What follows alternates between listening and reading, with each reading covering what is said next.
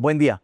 Hoy nos acompaña en la entrevista de CIP TV la señora Hazel Valverde, Superintendente General de Entidades Financieras de Costa Rica. Bienvenida, señora Valverde. Qué gusto tenerla con nosotros. Muchísimas gracias por invitarme, más bien.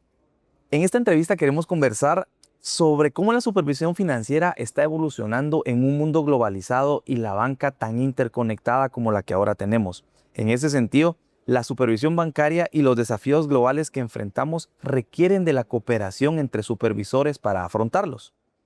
En ese sentido, para iniciar, ¿cómo ha evolucionado la supervisión bancaria en su país y cuál es la importancia de pasar de una visión local a una visión regional o incluso global?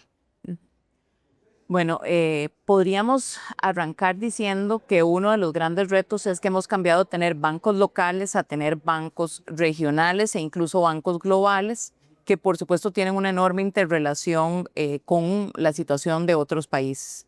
Los riesgos de contagio, los riesgos de crisis económicas en otros países que antes no nos preocupaban tanto, tienen ahora un fuerte peso dentro de nuestros sistemas financieros, tanto por la realidad de las entidades financieras que están conectadas, como por la realidad de nuestras economías globales que también están conectadas. Y desde ese punto de vista, los retos también son retos que compartimos ahora entre países. ¿Qué retos tenemos? Muchísimos, pero podríamos nombrar algunos. Retos grandes con los que estamos hoy básicamente aprendiendo a gestionar desde las entidades financieras. Tenemos todo el tema de riesgos de ciberseguridad, riesgos de fraude, riesgo tecnológico. Hemos visto casos particulares donde una entidad queda absolutamente a merced de los ciberdelincuentes en Europa, ¿verdad? No estamos hablando ni siquiera que es una cosa que nos pasa en Latinoamérica, sino que hemos visto bancos europeos en esas situaciones, entidades públicas fuertes en toda la región latinoamericana que han sido atacadas. Bueno, ¿cómo hacemos para asegurarnos de tener entidades que sean resilientes ante los riesgos de ciberseguridad, ante el riesgo tecnológico? Antes hablábamos solamente del tema de continuidad, ¿verdad? Nos preocupaba particularmente cómo hacemos para que una entidad financiera pueda seguir ofreciendo sus servicios ante problemas de la tecnología. Pero ahora vamos mucho más allá. Es cómo hacemos para asegurarnos que una entidad financiera pueda seguirle dando los servicios a sus clientes ante la preocupación de ser atacada, ¿verdad? Bueno, ¿cuáles son las normativas? ¿Cuál es la forma en que tenemos que supervisar eso para asegurarnos de una real protección de los ahorrantes y los usuarios del sistema financiero? Tenemos riesgos ambientales y ese ha sido un tema importante de incorporación con una gran dificultad de comprensión de cómo realmente se traduce en el sector financiero un riesgo, ¿verdad? Y hoy tenemos más claro que la principal preocupación y el enfoque que debemos darle es cuál es el impacto en el crédito que tiene todos los eventos que estamos viendo desde el punto de vista climático.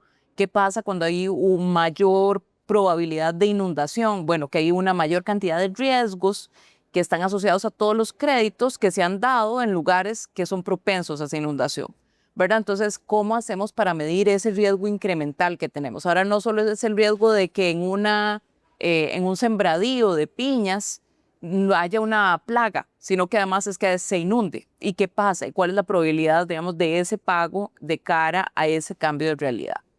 Bueno, ese es otro de los riesgos que enfrentamos. Enfrentamos riesgos asociados a los problemas de inclusión financiera y capacidad de las personas de ser incorporadas dentro de la formalidad. Tenemos entonces a las fintech, ¿verdad?, que dan y abren esos espacios. Pero ¿cuáles son los riesgos que se abren dado que las fintech no son reguladas? Entonces tenemos otro mundo por ahí. Tenemos todo el tema de inteligencia artificial, pero ¿cómo lo incorporamos adecuadamente en la supervisión? ¿Cómo lo incorporamos adecuadamente en la gestión de normativas nuevas? Ahí podríamos seguir por mucho tiempo, ¿verdad? Pero bueno, ese es el mundo al que nos enfrentamos con cambios muy rápidos y una necesidad de supervisores y reguladores de ir a un mayor ritmo del que estamos acostumbrados. Claro, y comentaba sobre el tema fintech y la velocidad a la que ellos evolucionan. La innovación tecnológica, fintech, open banking, inteligencia artificial, están transformando el sector financiero. ¿Cómo vislumbra el futuro de la supervisión bancaria en su país y en la región ante estos nuevos actores? Tenemos como dos focos diferentes, ¿verdad? Uno de toda la innovación financiera que se incorpora dentro de las entidades ya reguladas, y creo que desde ese punto de vista los retos están en cómo lo supervisamos y cómo lo normamos adecuadamente, de manera de permitir su crecimiento, pero no afectar del otro lado la seguridad de los ahorrantes y de los usuarios. Entonces, ¿cómo hacemos para darle espacio, pero no darle tanto espacio como para que se convierta en un problema? Del lado de todo el mundo no regulado, la valoración que tenemos que hacer como países es qué de eso debería supervisarse y cómo. Debería haber supervisión probablemente ajustada a la realidad de esas entidades. Pero cuando estamos hablando de entidades, por ejemplo, que gestionan ahorros del público, ¿verdad? Porque tenemos un segmento de entidades, por ejemplo, en fintech que hacen solo pagos, que son de pago inmediato, pero hay otras que retienen esos saldos, por ejemplo. Bueno, ¿cómo hacemos para asegurarnos que los ahorrantes estén protegidos ante esa realidad?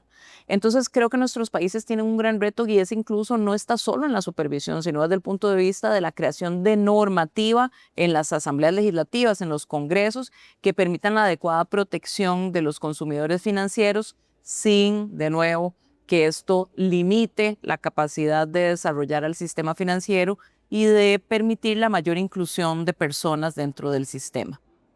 La cooperación entre supervisores financieros es clave para prevenir riesgos transfronterizos y fortalecer nuestros propios sistemas financieros. ¿Por qué considera que es esencial que los supervisores de la región trabajen juntos en esta era de interconexión? Que uno de nuevo podría verlo desde dos perspectivas principales. La primera es los aprendizajes que tenemos. Somos una región que tiene realidades semejantes, con diferentes evoluciones en los temas particulares, lo cual nos permite aprender mucho de lo que los otros están trabajando. Nosotros, por ejemplo, no tenemos en Costa Rica una regulación fintech, pero en Colombia ese es un tema que ya se ha desarrollado. Entonces, ¿cómo hacemos nosotros en esas conversaciones para aprender los unos de los otros? En lo positivo y en lo negativo también, ¿verdad? O sea, ¿qué problemas tuvieron en la implementación? ¿Cuáles son los temas que nosotros no deberíamos repetir? Cómo nosotros también, en los elementos en los que nosotros tenemos mayor avance, apoyamos a los otros países para que desarrollen su gestión supervisora de una manera más adecuada. Entonces yo creo que en eso el trabajo en equipo siempre funciona mejor, ¿verdad?, que el trabajo individual. Tal cual funciona así para los supervisores de la región. Y en nuestra región nosotros vemos a los supervisores de Centroamérica, República Dominicana, Colombia, y recientemente se nos está incorporando también Ecuador. Eso tiene un valor muy grande. El segundo tema es que, por supuesto, tenemos grupos regionales que operan en todos nuestros países. Algunos operan en todos, algunos operan en parte, pero sin duda alguna comprender cómo operan esos grupos regionales. Nosotros tenemos colegios de supervisores, por ejemplo, donde hacemos una revisión integral de la operación de una entidad financiera en sus diferentes países y cuáles son entonces los riesgos particulares que se generan a partir de esa interconexión natural que tenemos. Y qué podría pasar si uno de estos entidades tiene un problema en un país particular, cuáles son los riesgos de contagio, cómo podemos trabajar para prevenirlos, cómo podemos trabajar para actuar oportunamente como grupo en función de esas realidades de hoy. Claro, y como comenta, es muy importante el trabajo en equipo. La supervisión no puede quedarse en lo local, tenemos que trabajar en equipo porque los riesgos globales exigen esta cooperación. ¿Qué mensaje le gustaría dejar a la audiencia sobre la importancia de esa cooperación y trabajo en equipo entre supervisores de diferentes países? Yo creo que es muy importante un elemento que es que la gente comprenda el valor de la supervisión, ¿verdad? Nosotros tenemos como supervisores el reto de poder mostrarle a las personas cuál es el valor que tiene la supervisión. Y por supuesto que si logramos tener una supervisión que esté más alineada con las necesidades de las personas, si podemos tener una supervisión que genere una protección real, que se perciba de esa forma, vamos a estar cumpliendo con nuestro deber legal, ¿verdad?, con nuestros mandatos legales en cada uno de nuestros países. Esta colaboración aporta en esa construcción de valor, aporta desde el punto de vista de tener una supervisión más ágil, más adecuada a las realidades de las entidades que estamos supervisando. que sea congruente con la realidad económica que estamos viviendo, porque ese es el otro elemento. No podemos olvidarnos que estamos inmersos en un mundo globalizado, ¿verdad? Ya no estamos ahí solitos, no somos islas separadas donde no nos afectan los elementos. Entonces creo que es importante cómo podemos incorporar todos estos elementos para dar mayor valor a la sociedad desde nuestros propios mandatos de ley. Muchas gracias por compartir con nosotros este espacio. Un placer conversar con usted, superintendente, y muy contentos de tenerla en nuestro país. No, muchísimas gracias por la invitación y por toda la hospitalidad que tienen ustedes. Siempre es una muy grata experiencia venir a Guatemala para nosotros. Muchas gracias.